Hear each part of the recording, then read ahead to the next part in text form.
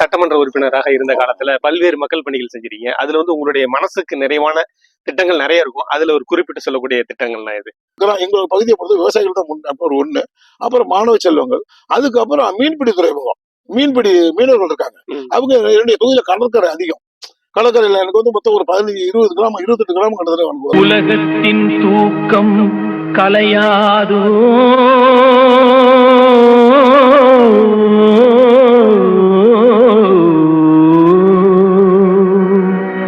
உள்ளத்தின் ஏக்கம் தொலையாதோ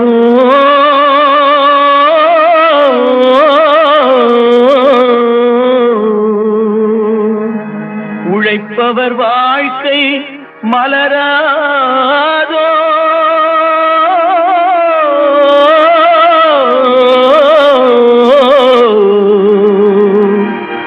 ஒரு நாள் பொழுதும் புலராதோ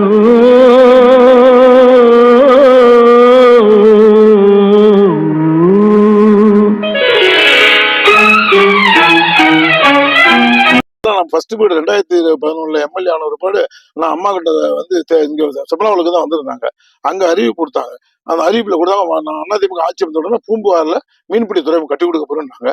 அது வந்த உடனே நான் ஒரு 6 மாசம் தான் அவனை எம்எல்ஏ ஆகிட்டு வந்து திரும்ப அம்மாட்ட நேராக போய் சொன்னேன். அந்த கோரிக்கை அம்மா பேசுறதெல்லாம் கொடுத்த உடனே பார்த்தா அது ஞாபகம் வச்சிருக்கா, வெரி குட், இப்படிதான் இருக்கணும் எம்எல்ஏ அப்படின்னு சொன்னாங்க. அம்மா நீங்க சொன்னீங்கம்மா, அறிவிச்சிங்க, அப்படியா, அப்படி கொடுங்க அப்படின்னு பார்த்தாங்க.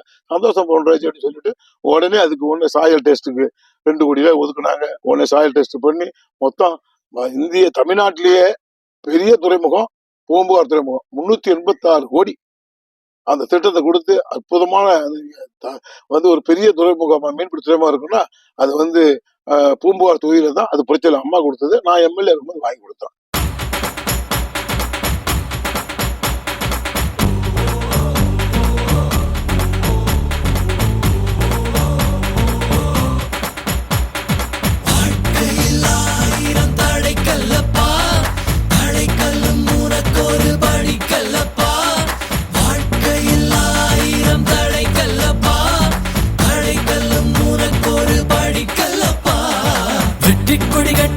மலைகளை முட்டும் வரை முட்டு, லட்சியம் வெட்டும் வரை எட்டு, படையெடு படையப்பா. வெட்டி கொடி கட்டு, மலைகளை முட்டும் வரை முட்டு, லட்சியம் வெட்டும் வரை எட்டு, படையெடு படையப்பா. கை தட்டும் மொழிபட்டு நீ விடும் நெற்றி துளிப்பட்டு, பாறைகள் ரெட்டை பிளவுற்று உடைபடும் படையப்பா. கை தட்டும் மொழிபட்டு நீ விடும் நெற்றி துளிப்பட்டு, பாறைகள் ரெட்டை பிளவுற்று உடைபடும் படையப்பா. கிளி அல்ல நீ ஒரு வெட்டும் புலி என்று பகைவரை வெட்டி தலை கொண்டு நடையிடு படையப்பா. வெட்டு கிளி அல்ல நீ ஒரு வெட்டும் புலி என்று பகைவரை வெட்டி தலை கொண்டு நடையிடு படையப்பா.